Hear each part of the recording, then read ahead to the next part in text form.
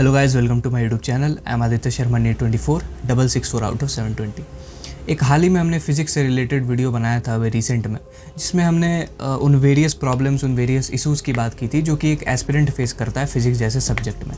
साथ ही पैरेलली हमने उनके सॉल्यूशंस पे भी बात की थी, उन प्रूवन स्ट्रेटजीज़ पे, उन प्रूवन तरीक़ों पे जो कि हमने खुद भी अपनाया था, जिससे कि आप फिज़िक्स जैसे सब्जेक्ट में अपना इंटरेस्ट डेवलप कर सकते हो, साथ ही अपने मार्क्स भी इम्प्रूव कर सकते हो, है ना। बट आज की वीडियो में हम लोग बात करेंगे केमिस्ट्री के ऊपर। ऑफ कोर्स ये वीडियो जो है वो एस्पिरेंट्स के डिमांड पे ही है। हमने एक पोल डाला था, ठीक है, अपने यूट्यूब चैनल पे। तो और कहीं ना कहीं हमें पर्सनली भी ऐसा लगता है कि केमिस्ट्री जो है वो फिज़िक्स से कम नहीं है, ठीक है। ऐसा क्यों? आप अगर डेप्थ में जाके चीज़ों को एनालाइज करोगे तो आपको समझ आएगा कि फ़िज़िक्स में जितने भी इश्यूज़ आप फेस करोगे, जो भी प्रॉब्लम्स आप फेस करोगे, वो एक टाइप के ही होंगे।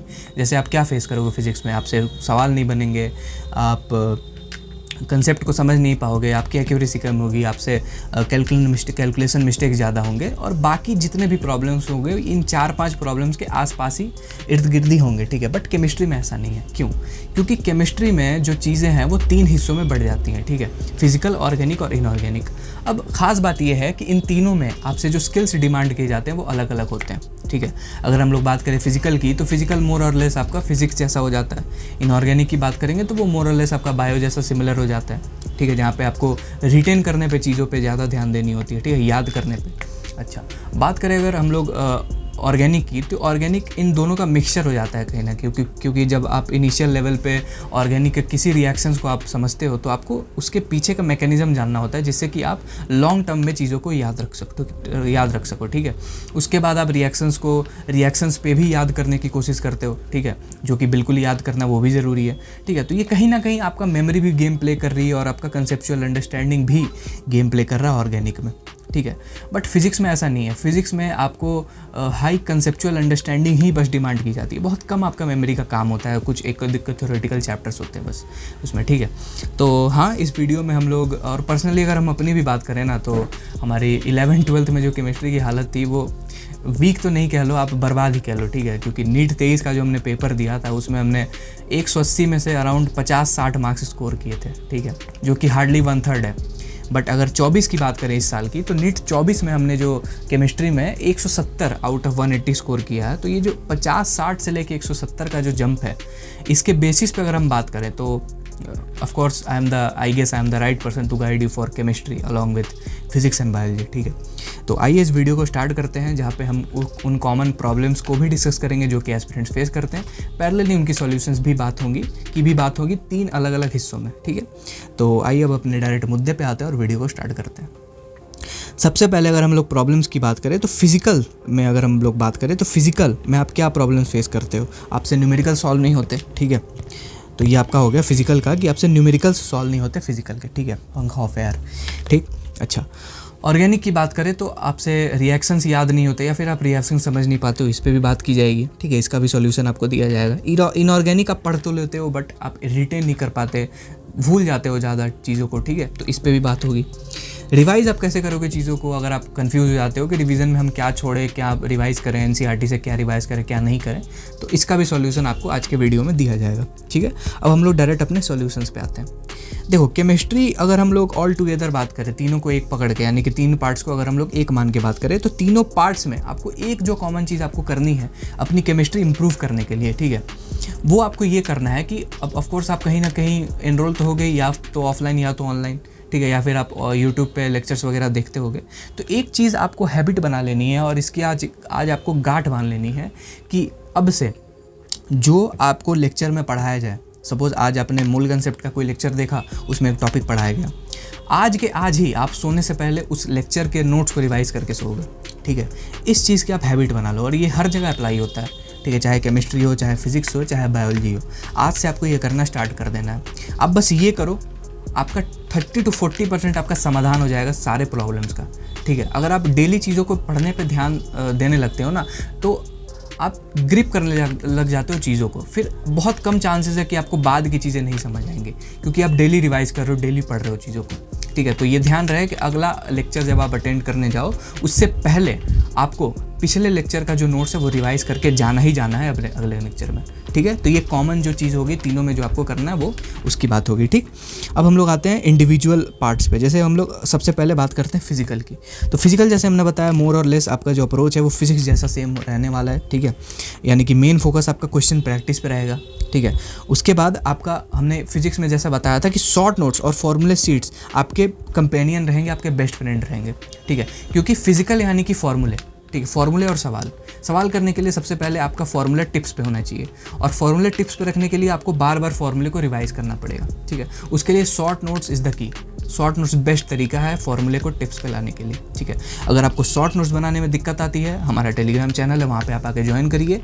फिजिकल की बात करें तो हमने ऑलमोस्ट मोल कंसेप्ट, सॉल्यूशंस, केमिकल काइनेटिक्स जैसे चैप्टर्स का हमने ऑलरेडी फॉर्मूले शीट्स वहाँ पे दे दिए हैं, और धीरे धीरे आगे का भी कंटेंट हम वहाँ पे शेयर कर रहे हैं। तो आप वहाँ पे ज़रूर आके जुड़े, आपको बिल्कुल 110% फ़ायदा होगा जी, ठीक है।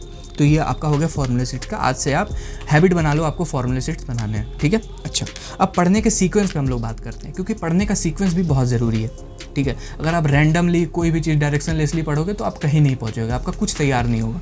एग्जाम के एक दिन पहले आप बैठ के रोओगे फिर कि कुछ याद क्यों नहीं आ रहा, ठीक है। तो पढ़ने का सीक्वेंस का अगर हम लोग बात करेंगे फिजिकल का, तो ये आपका रहेगा कि लेक्चर नोट्स आपको सबसे पहले पढ़ने हैं, ठीक है। उसके बाद घर आके आपको सवाल प्रैक्टिस करने हैं, क्वेश्चन प्रैक्टिस में आप क्या क्या कर सकते हो, आप अपना मॉड्यूल लगा सकते हो कोचिंग का, ठीक है, या फिर आप कोई ऐसे बुक प्रेफर कर सकते हो। हमने ऑलरेडी एक रिसोर्सेज के ऊपर वीडियो बनाई है, फिजिक्स केमिस्ट्री बायोलॉजी का हमने रिसोर्सेज में डिस्कस किए हैं, तो आप जाके उसको देख सकते हो, लिंक आपको डिस्क्रिप्शन में मिल जाएगा, ठीक है। अच्छा, हाँ, तो मॉड्यूल आप लगा सकते हो। एनसीईआरटी के बैक एक्सरसाइजेस भी आप लगा सकते हो, बट वो आपको अभी नहीं लगाने, क्योंकि वो बहुत ज़्यादा कैलकुलेटिव और लेंदी होते हैं। तो आप उसको क्या करना है कि जब आपका पूरा सिलेबस खत्म हो जाए केमिस्ट्री का, तब लास्ट में आप उसको लगा सकते हो, ठीक है। वैसे भी इतने लेंदी और कैलकुलेटिव पूछे नहीं जाते, बट फिर भी आप लगा सकते हो, आपका प्रैक्टिस होगा, ठीक है। उसके बाद हम यहाँ पे एनसीईआरटी लिखना भूल गए। सबसे पहले लेक्चर नोट्स, उसके बाद क्वेश्चन प्रैक्टिस, उसके बाद जो एरो है, उसके बाद आपको एनसीईआरटी पढ़नी है। एनसीईआरटी में कुछ थ्योरेटिकल पॉइंट जैसे सॉल्यूशन हो गया, उसमें कुछ ना कुछ आपको थ्योरेटिकल पॉइंट्स, हेनरीज लॉ से वगैरह आपको कुछ ना कुछ पॉइंट्स वहाँ पे देखने को मिलेंगे जो कि डायरेक्टली उठ के आ जाते हैं, ठीक है। तो वो आपको ध्यान से पढ़ना है, ठीक है। तो ये आपका हो गया पढ़ने का सीक्वेंस। अब सवाल करने का भी एक सीक्वेंस होना चाहिए, ठीक है। आप ये नहीं कि कहीं भी कैसे भी टाइप के सवाल आप कभी भी लगा रहे हो, तो फिर आपको उससे फ़ायदा नहीं होगा। इफेक्टिव स्टडी उसको बोलते हैं जब आप क्रोनोलॉजिकल ऑर्डर में चीज़ों को कवर अप करो, ठीक है।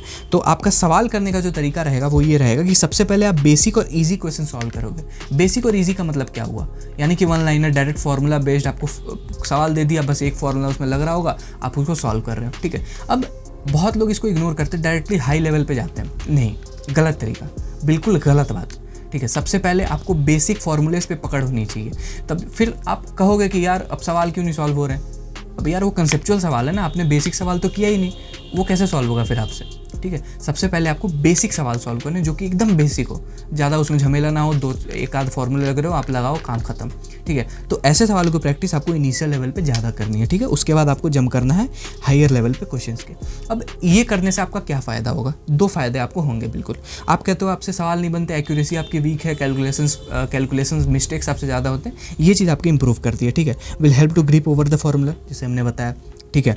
कैलकुलेशन स्पीड आपको इंप्रूव करेगा, क्योंकि जो बेसिक कैलकुलेशंस होते हैं ना वो ज़्यादा आते हैं, ठीक है। बेसिक जो कैलकुलेशंस होते हैं, 10 का पावर में जो कैलकुलेशन है, ठीक है, बेसिक जो डिवीजन मल्टीप्लिकेशन, इन सब में भी लोग गलती करते हैं, बताओ। तो ये सब आपकी इंप्रूव होना बहुत ज़रूरी है। तो ये एक चीज़ जो है, सबसे पहले ईजी क्वेश्चंस, उसके बाद हायर क्वेश्चंस पे जब आप जाओगे तो आपको एक आइडिया लगेगा कि हाँ ईजी क्वेश्चंस है, ठीक है, तो इसको ऐसे अप्रोच करते हैं, ये थोड़ा टफ क्वेश्चंस है, इसको आप कैसे अप्रोच करोगे, ठीक है। तो ये चीज़ की आपको आइडिया लगती है, साथ ही आप फॉर्मूलेस पे और कैलकुलेशन स्पीड पे अपना पकड़ ज़्यादा अच्छे से बना पाते हो, ठीक। अच्छा, अब बात करते हैं रिवीजन की। फिजिकल जब आप रिवाइज करने जाओ ना, तो फिजिकल आप थ्योरी से मत रिवाइज किया करो, फिजिकल आप रिवाइज करोगे सवालों के थ्रू, जैसे फिजिक्स में हम लोग करते हैं, ठीक है। अब इससे फ़ायदा ये होगा कि आप अगर डायरेक्ट थ्योरी पे उठा लोगे तो फिर फ़ायदा क्या होगा, रिवीजन का मतलब होता है आपको ये चीज़ पता लगाना कि आपका एक्चुअल में कौन सा पार्ट वीक है, ठीक है। और अगर आप डायरेक्टली पढ़ के फिर जाके सवाल लगाओगे, देयर आर हाई चांसेस कि आपको पता नहीं लगेगा, क्योंकि आप वो फार्मूला देख के आ रहे हो, आपको याद है, तो आप सवाल तो लगा ही लोगे ना। ठीक है। तो बिना पढ़े आपको सवाल लगाना है जब आप रिवीजन करने जाओ तो, ठीक है। इससे आपको वीक एरियाज पता लगेगा, आपको पता लगेगा कि कौन सा फॉर्मूला आपको याद नहीं आया, ठीक है। तो सबसे पहले आपको क्वेश्चंस के थ्रू रिवाइज करना है, उसके बाद आपको वीक टॉपिक्स का पता लगाना है, फिर डिटेल में जाके अपने नोट्स को उस टॉपिक के थ्रू उस टॉपिक को रिवाइज करना अपने नोट्स में जाके। और जो स्ट्रॉन्ग टॉपिक्स आपके जिसके सवाल आपसे बन गए उस पर आप ऐसे एक बार नज़र दौड़ा लेना कि आप एटलीस्ट अपने स्ट्रॉन्ग टॉपिक्स को भूलो ना, ठीक है। अच्छा, ये हो गया आपका पूरा फिजिकल का हिसाब। अब हम लोग आते हैं अपने इनऑर्गेनिक पे। अब इनऑर्गेनिक जैसा कि हमने बताया मोर और लेस ये आपका सिमिलर हो जाता है बायो से, ठीक है। तो इसमें जो अप्रोच होगी आपकी बायो वाली होगी, यानी कि बायो में आप क्या करते हो, ज़्यादा से ज़्यादा एनसीईआरटी रिवाइज करते हो। जैसे कि अगर किसी लाइन से क्वेश्चन आता है, कैसा भी क्वेश्चन आता है, तो आप उसको आराम से सॉल्व कर पाओ, ठीक है। एमसीक्यू आप सॉल्व कर पाओ। तो यहाँ पे भी आपको सेम चीज़ करनी है, मेन फोकस आपका फ्रीक्वेंट रिवीजन पे रहेगा। यहाँ पे आपको सवाल लगाने हैं, बिल्कुल ऐसा नहीं बोले कि सवाल लगाने ही नहीं है, लगाओ, बिल्कुल लगाओ, ठीक है। एमसीक्यूज आप लगाओ, बट उससे ज़्यादा आप प्रेफरेंस दो रिवीजन की। आप डेली रिवाइज करो इनऑर्गेनिक को। आप कहते हो ना कि चीज़ें हम भूल जाते हैं, वॉलेटाइल है चीज़ें, तो इसका एक ही तोड़ है, ठीक है। एक ही तोड़ है कि आप डेली चीज़ों को रिवाइज करो, ठीक है। आप कहते हो भूल जाओगे, अरे तो भूल जाने के पहले रिवाइज कर लो ना। आपको पता है आप 2 दिन में भूल जाओगे, तो 2 दिन के पहले रिवाइज कर लो, 1 दिन बाद रिवाइज कर लो, अल्टरनेट डेज पे। काम ही खत्म हो गया, एफर्टलेसली आपको चीज़ें याद होती चली जाएंगी। हमने बिल्कुल यही किया था, ठीक है, शुरुआत से। तो ये आपका हो गया मेन फोकस आपका कहाँ रहना चाहिए। हाँ, अब यहाँ पे आपको जैसे आप फॉर्मूला शीट्स बनाते हो वैसे ही यहाँ पे आपको शॉर्ट नोट्स बनाने एक पेज के। अब उस एक पेज में क्या होगा, एक पेज आपका इंक्लूड करेगा एक्सेप्शंस, ट्रेंड्स, ठीक है, कोई डेटाबेस चीज़, कोई एग्जाम्पल हो गया, कोई कैरेक्टरिस्टिक, किसी का कलर है, कोई कैरेक्टरिस्टिक्स है जो कि बिल्कुल स्पेसिफिक है उसके लिए, किसी कंपाउंड के लिए, ठीक है। साथ ही कोई वोलाटाइल पॉइंट है जो आप भूल जाओगे, ठीक है, जो आपको बार बार पढ़ने की ज़रूरत है, वो एक पेज में आप इंक्लूड करो, ठीक है। और उस एक पेज को आप डेली बेसिस पे देखो, ठीक है। तो आप देखोगे आपको अपने आप ही चीज़ें याद होंगी, आपको याद करना नहीं पड़ा, आप अपने आप चीज़ों को याद करते चले जाओगे, ठीक है। अच्छा, अब यहाँ पे भी लाइक वाइज अगर हम लोग पढ़ने की सीक्वेंस की बात करें, सबसे पहले आपका क्लास नोट्स आएगा, बहुत इंपॉर्टेंट है। बहुत लोग क्लास नोट्स को इग्नोर करते हैं यार, हमें ये नहीं समझ में आता। लोग कहते हैं कि इनऑर्गेनिक एनसीईआरटी से आना है तो नोट्स क्यों बनाए, ये क्या मतलब हुआ, ठीक है। अगर आपको एनसीईआरटी की कोई चीज़ नहीं समझ आएगी तो आप नोट्स को ही रेफ़र करोगे ना भाई, ठीक है। आप नोट्स, अगर आपके पास नोट्स ही नहीं होंगे, आपको एनसीईआरटी की अगर एक लाइन नहीं समझ में आई तो फिर आप कहाँ रेफ़र करोगे, सर को कॉल करोगे क्या कि ये लाइन हमको एनसीईआरटी की समझा दो, बेवकूफ़ी हो गई। सर कहेंगे हमने तो नोट्स तो बनवाया था, अब तुमने बनाया क्यों नहीं, ठीक है। तो सबसे पहले आपको नोट्स बनाना बहुत ज़रूरी है, ठीक, इनऑर्गेनिक में भी। उसके बाद आपको क्लास नोट्स के बाद आपको चले जाना है एनसीईआरटी पे, एनसीईआरटी के बाद आपको चले जाना है क्वेश्चंस प्रैक्टिस पे, यानी कि एमसीक्यू प्रैक्टिस पे। क्वेश्चन प्रैक्टिस में आप क्या कर सकते हो, बुक लगा सकते हो, मॉड्यूल लगा सकते हो, ठीक है। एनसीईआरटी के इंटेक्स क्वेश्चंस आप इग्नोर मत करना। कौन सा बुक लगाना है ये हमने डिस्कस कर मिल जाएगा डिस्क्रिप्शन में, लिंक आप जाकर देख सकते हो, ठीक। अच्छा, अब एनसीईआरटी इंटेक्स्ट भी आपको इग्नोर नहीं करना, बैक एक्सरसाइजेज लगाने हैं, इंटेक्स्ट लगाने हैं, ठीक है। क्योंकि डायरेक्ट एज इट इज़ यहाँ से क्वेश्चंस आपके जेईई मेन और नीट में उठ के आ जाते हैं कभी कभार, ठीक है। तो आपको इसको इग्नोर नहीं करना। रिवीजन की बात करें तो रिवीजन आपको यहाँ पे सवालों के थ्रू नहीं करना, बायो वाला फंडा अपनाना है। बार बार एनसीईआरटी रिवाइज करो, बार बार डेली बेसिस पे, ठीक है, कि आपके दिमाग में चीज़ें एकदम बैठती चली जाएँ, ठीक है। आप भूलो ही ना चीज़ों को, भूलने का अपने आप को मौका ही मत दो, ठीक है। सुबह पढ़ा था शाम को रिवाइज कर लिया, शाम को पढ़ा अगले दिन सुबह रिवाइज कर लिया, आज पढ़ा कल रिवाइज कर लिया। ये आप रेगुलर बेसिस पे जब आप करने लग जाओगे ना तो आप देखोगे एनसीईआरटी आपको अपने आप ही याद होती चली गई, हर लाइन आपको समझ आने लगा, असर्शन आया, आप सवाल सॉल्व करने लग जाओगे, ठीक है। आपको समझ आने लगेंगी चीज़ें, ठीक है। तो ये चीज़ आपको यहाँ पे बिल्कुल बायो की तरह अपनाना है जी, ठीक। अब आते हैं हम लोग लास्ट पार्ट पे, यानी कि ऑर्गेनिक पे। अब ऑर्गेनिक जैसा कि हमने बताया था, ये कंसेप्चुअल अंडरस्टैंडिंग प्लस मेमोरी दोनों डिमांड करता है, ठीक है। तो यहाँ पे आपको उसके बेसिस पे ही चलना पड़ेगा। यहाँ पे आपका जो मेन फोकस रहेगा ऑर्गेनिक में वो आपका क्लास नोट्स रहेगा, एनसीईआरटी नहीं, क्लास नोट्स। बिल्कुल आप डायरेक्टली एनसीईआरटी पढ़ने जाओगे, कोई मैकेनिज्म आपको नहीं समझ में आएगा, कोई आपको रिएक्शन नहीं समझ में आएगा, ठीक है। अगर आप समझोगे नहीं, फालतू का रट्टा मारोगे, गलती करोगे एग्जाम में, 110% गलती करोगे। 11-12 में हम यही मिस्टेक करते थे, ये रिएक्शन से ऐसा प्रोडक्ट बन रहा है, ऐसा ही प्रोडक्ट याद करके चले गए और वही जाके बना के आ गए या फिर वही मार करके आ गए, ठीक है। तो ये गलती होती है, ये बिल्कुल गलत तरीका है, ऐसे नहीं करना। सबसे पहले आपको क्लास नोट्स को प्रेफरेंस देना है, क्लास में पढ़ाई गई चीज़ें आपको नोट्स में उतारनी है, नोट्स आपको सबसे पहले समझ आना चाहिए एनसीईआरटी के पहले, ठीक। अच्छा, प्रिपेयर रिएक्शन शीट्स। अब रिएक्शन शीट्स का मतलब क्या हुआ, रिएक्शन शीट्स का मतलब हुआ आपने एक कोई रिएक्शन लिखा, पूरा नहीं लिखना, ठीक है। आपने रिएक्टेंट दे दिया, प्रोडक्ट छोड़ दिया, दूसरे रिएक्शन में आपने प्रोडक्ट लिख दिया, रिएक्टेंट छोड़ दिया। ये आपको हेल्प करेगा एक्टिव रिकॉल में, ठीक है। एक्टिव रिकॉल बहुत ज़रूरी है, जब आप चीज़ों को रिकॉल करते हो ना तो वो है मेन रिवीजन, ठीक है। मेन रिवीजन वही है, एक्चुअल रिवीजन वही होता है जब आप चीज़ों को रिकॉल करते हो, ठीक है। ये नहीं कि बस ऐसे खटाखट देख लिया रिवीजन हो गया, वो गलत है, वो रिवीजन नहीं है। फिर आप बस चीज़ों को देखते जा रहे हो, फिर वो रिवीजन नहीं हुआ। रिवीजन का मतलब होता है रीविजुअलाइज करना, रीविजुअलाइज करना, ठीक है। आप विजुअलाइज करो मन में आपने क्या पढ़ा था खुद से, वो होता है एक्चुअल रिवीजन, ठीक है। तो यहाँ पे आपको सेम चीज़ करनी है रिएक्शन शीट्स के थ्रू। रिएक्शन शीट्स कैसे बनाने हमने बता दिया, ठीक। तो ये आपका हेल्प करेगा, यहाँ पे हमने लिख रखा है एक्टिव रिकॉल करने में, जो कि बहुत ज़रूरी है। इससे ही आपको, आप कहते हो ना कि रिएक्शन याद नहीं होते, ऐसे ही याद होगी। आप सवाल करोगे, सवालों के थ्रू आपका एक याद होगा, ठीक है। दूसरा ये तरीका होगा कि आप एक्टिव रिकॉल कर रहे हो, तो आपकी चीज़ें दिमाग में बैठती चली जाएंगी, ठीक। अच्छा, फोकस ऑन अंडरस्टैंडिंग मैकेनिज्म। बहुत लोग कहते हैं यार मैकेनिज्म तो इंपॉर्टेंट नहीं है, बस रिएक्शन देख लिया याद हो गया, ठीक है। अरे भाई कोई कंसेप्चुअल सवाल आ जाएगा, फिर फंस जाओगे, फिर कहोगे पेपर तो हार्ड आ गया, हमारा एग्जाम ख़राब हो गया। पेपर हार्ड नहीं आया, तुमने अपने लिए हार्ड बनाया है उसको, क्योंकि आपके पास कंसेप्चुअल अंडरस्टैंडिंग नहीं थी, ठीक है। 23 का पेपर बहुत आसान आया था, हमारे लिए टफ हो गया, प्रिपेयर ही नहीं थे, ठीक है। तो आपको मैकेनिज्म बिल्कुल समझने हैं। आपको ये समझना है कि SN1 है तो यहाँ पर कार्बोकैटायन बनता है, क्यों बनता है, कैसे अटैक होता है, इन्वर्जन होता है या फिर रिटेंशन होता है, क्या होता है, आपको समझ में आनी चाहिए चीज़ें, ठीक है। अच्छा सवाल दे देगा ज्योमेट्रिकल आइसोमर से रिलेटेड, फंस जाओगे आप वहाँ पे फिर, ठीक है। आपको समझ ही नहीं आएगा, यहाँ पे सिस बनेगा, ट्रांस बनेगा, ठीक है, वेज पे आएगा या डैश पे आएगा, ठीक है। अटैक कहाँ पे होगा, कैसे होगा, इन्वर्जन होगा, रिटेंशन होगा, ठीक है। तो इसके लिए आपको मैकेनिज़म्स को समझना पड़ेगा, उसके बाद अब रिएक्शन को याद करने पे फोकस करोगे, ठीक है। अच्छा हाँ, तो ये लिख रखा है don't just mug up reactions, ठीक है, ये गलत तरीका हुआ।